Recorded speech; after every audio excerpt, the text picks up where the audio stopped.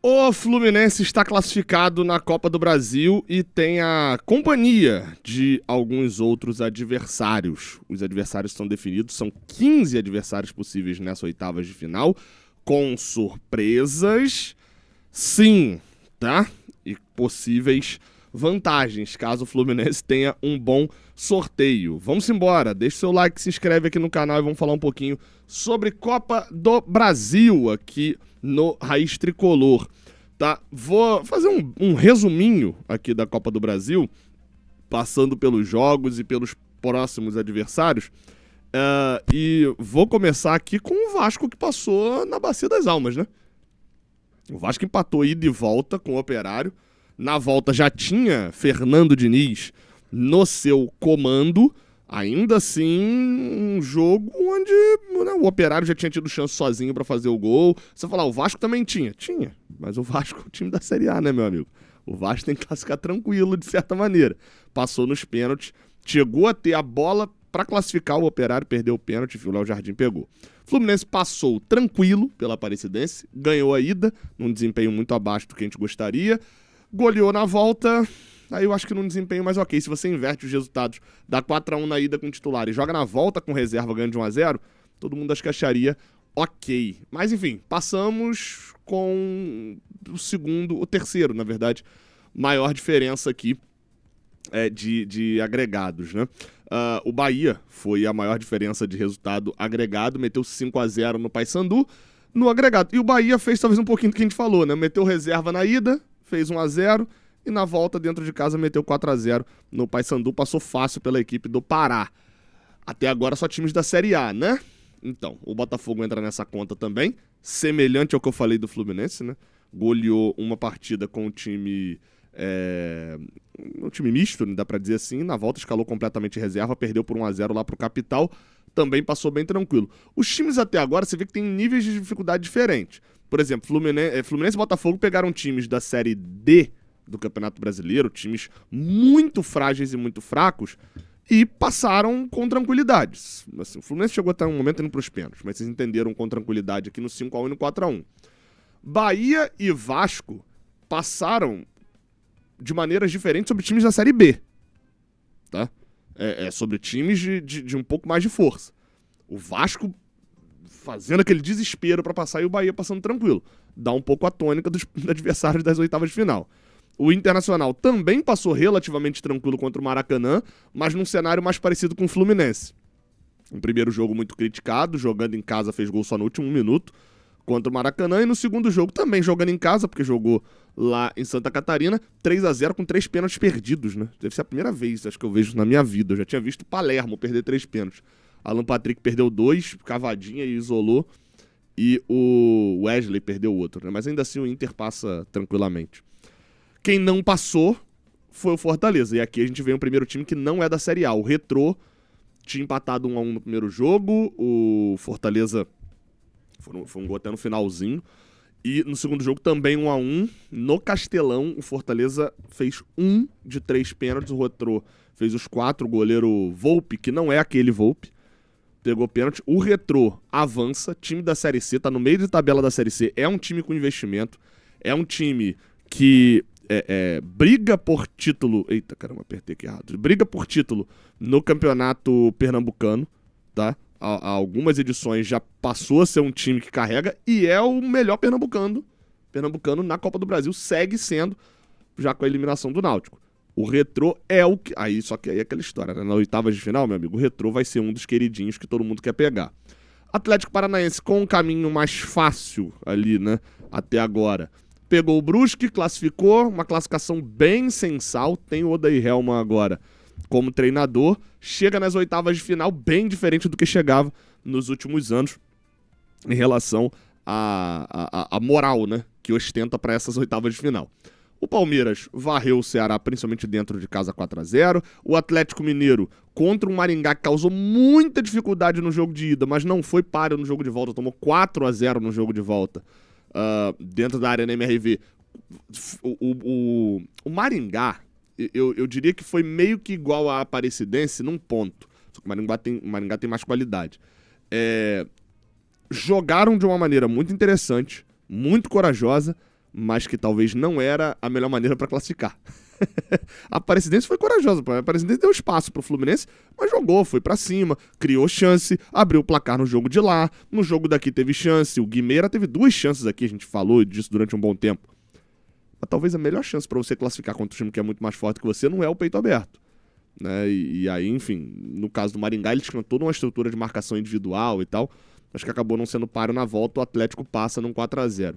Flamengo também é a mesma coisa, fez 1-0 fora de casa e com um time praticamente alternativo, fez 4-2 dentro de casa. Henrique Dourado fez gol do Botafogo da Paraíba em cima do Flamengo, mas passa também time da Série A, ou seja, até agora só 2 times que não são da Série A. O Atlético Paranaense, que tem um status de Série A, né, no geral, apesar de estar mal na Série B. E o Retrô.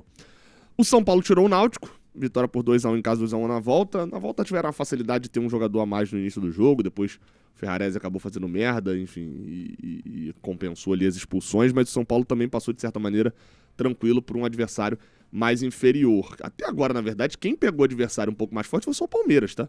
Palmeiras que pegou o Ceará. De resto, óbvio que tem níveis diferentes. É totalmente diferente você pegar um Maringá, um Botafogo, um Maringá, um Náutico, de você pegar um Aparecidense, um Maracanã, um Capital do Distrito Federal. São times mais abaixo, né? O Cruzeiro passou fácil também pelo Vila Nova, ganhou ida e volta, 5-0 no agregado. O Neymar. Assim, cara, é nítido. O time do Santos é muito ruim, cara. E além de ser muito ruim, parece... Não é necessariamente muito ruim. O time é ruim, não é muito ruim, não. Tem times piores na Série A, por exemplo. Mas... tudo que o Neymar poderia transformar o Santos, e quem viu o jogo inteiro, igual eu vi o jogo inteiro contra o CRB, viu que, de fato, tecnicamente o Neymar transforma o Santos. Beleza? Se você viu o jogo inteiro, você percebe. Só que o problema é que o Neymar não joga. E aí, meu amigo, se ele não joga e ele rouba a atenção toda pra ele, o Santos se preocupa com tudo menos com o que deve se preocupar, que é o campo. A maior preocupação do Santos, e eu não vou falar aqui do santista, tá? Porque assim, o meu olhar de fora é que isso é uma barca furada gigantesca. Mas eu não vou me meter a definir como que o santista tem que tratar o Neymar. Porque, pô, ídolo dos caras. Quem sabe a quentura da panela é a colher que tá mexendo. Tô falando minha visão de fora. E minha visão de fora é que, assim, isso é uma furada gigantesca pro Santos. O Santos gastou rios de dinheiro, trouxe um jogador que a única coisa que ele fez até agora pelo Santos foi, sei lá, fazer o Santos classificar no Paulista. E nem campeão foi. Então, enfim. Perdeu nos pênaltis, o Neymar entrou, criou 3, 4 jogadas, o goleiro salvou. Não entrou mal, não, mas é o que eu falei, o cenário todo que é mais complexo. O Brazão pegou pênalti, o goleiro mais uma vez, mas não foi suficiente. Guilherme isolou pênalti, Zé Ivaldo perdeu também. O Neymar fez o dele, né? Mas o Santos foi eliminado, o CRB classificado e CSA classificado também, tá? O Grêmio, assim como o Santos, foi eliminado, assim como o Fortaleza também. Grêmio, Santos e Fortaleza, os 3 times da Série A eliminados nessa fase. A gente já tinha fora o Mirassol, o Sport, o Juventude, além do Vitória, né, que foi eliminado também lá cedo, e do Ceará, que caiu pro próprio Palmeiras. Então, restam apenas algumas equipes da Série A, mas um número muito alto até de times da Série A para essa fase oitava de final. Os times são esses daí, nas oitavas. Ah, tá, eu acabei não comentando, né? O CSA ganhou o Grêmio por 3-2 na ida, virou o jogo até na reta final.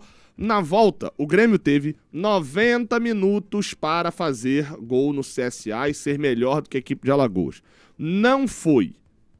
Então, demérito ao Grêmio, tá? Demérito. Problemas. Erro. Problema. O Grêmio não se classificou porque foi incompetente. Ponto. Acrescenta-se um erro absurdo de arbitragem depois dos 45 do segundo tempo contra o Grêmio poderia ter se classificado. Mas assim, jogou mal, né? Só para deixar claro esse ponto. O Corinthians passou pelo Novo Horizontino, Yuri Alberto, mais uma vez, um homem que joga todos os jogos do Corinthians e faz gol pra cacete. E o Red Bull conseguiu uma virada bizarra, em 6-0 no Criciúma, jogando em casa. Tinha perdido aí da fora, esse 6-0 grosseiro. Talvez o Criciúma tinha uma esperança grande de passar. O Red Bull trucidou com sua equipe titular. Então os classificados são esses daqui. Lembrando, tá? Divisão de cada um. Hoje, temos Flamengo, São Paulo, Palmeiras, Corinthians, Atlético Mineiro, Fluminense, Botafogo, Bahia, Internacional, Red Bull Bragantino, Vasco e Cruzeiro da Série A. Lembrando que as oitavas de final é sorteio aberto, então não tem divisão de pote, tá? Como tá escrito aí na tela, é pote único. O que isso quer dizer? Quer dizer que pode dar Flamengo, São Paulo, Palmeiras, Corinthians, Atlético Mineiro e Fluminense. Pode dar qualquer time, Série A contra Série C, não tem divisão. Temos da Série B.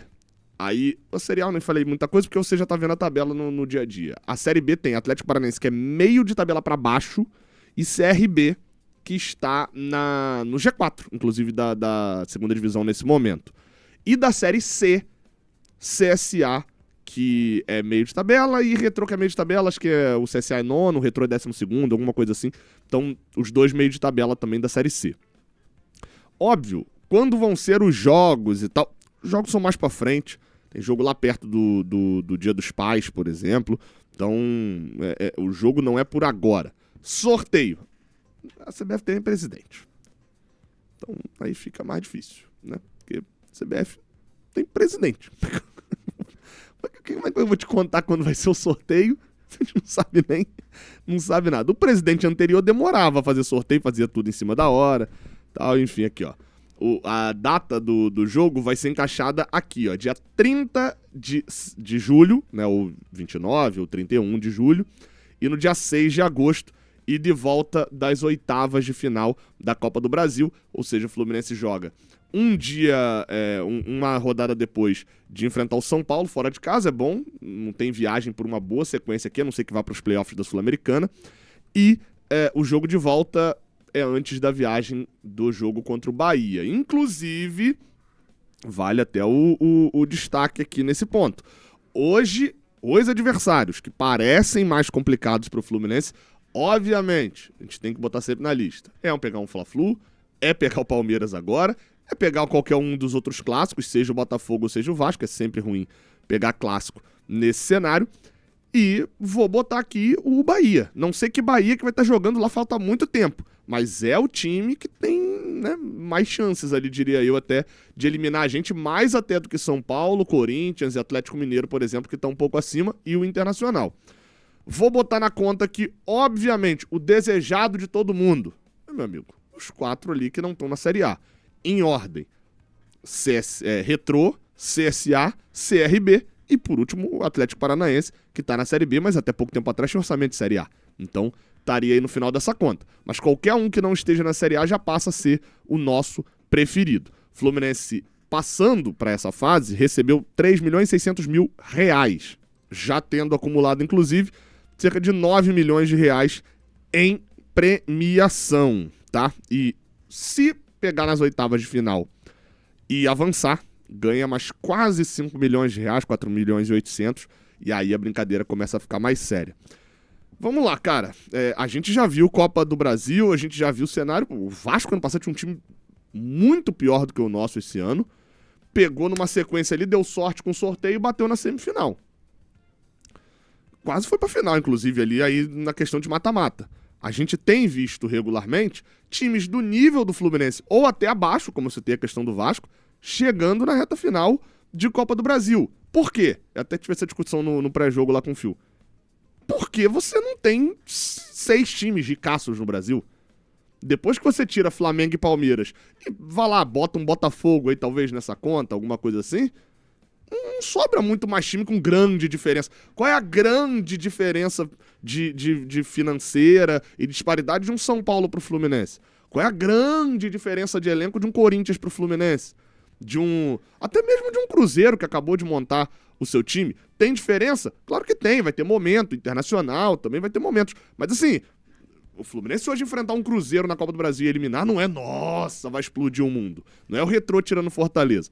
Então assim, dá pra chegar na semifinal da Copa do Brasil. Óbvio, contar com sorteios mais interessantes é sempre útil, mas jogar bola também é útil. Ano passado a gente pegou o Juventude e caiu num jogo completamente classificável. Em 2022, não. Em 2022, a gente pegou o Vila Nova, era a lanterna da Série B, ganhou. Pegou o Cruzeiro. Pô, chato o Cruzeiro, hein? Logo nas oitavas nada. O Cruzeiro tava na Série B, na época. Bom, ganhamos 2 jogos.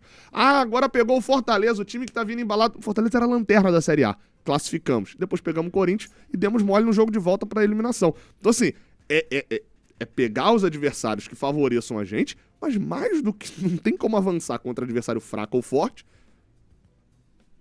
sem jogar bola. E aí é isso que a gente vai ter que fazer pra classificar. Deixa aqui embaixo quem hoje seria o seu adversário preferido pra poder pegar, caso o Fluminense seja sorteado. Meu palpite, tá? Fluminense e Atlético Paranaense aí. Mas vamos lá. Tamo junto. Até a próxima. Valeu.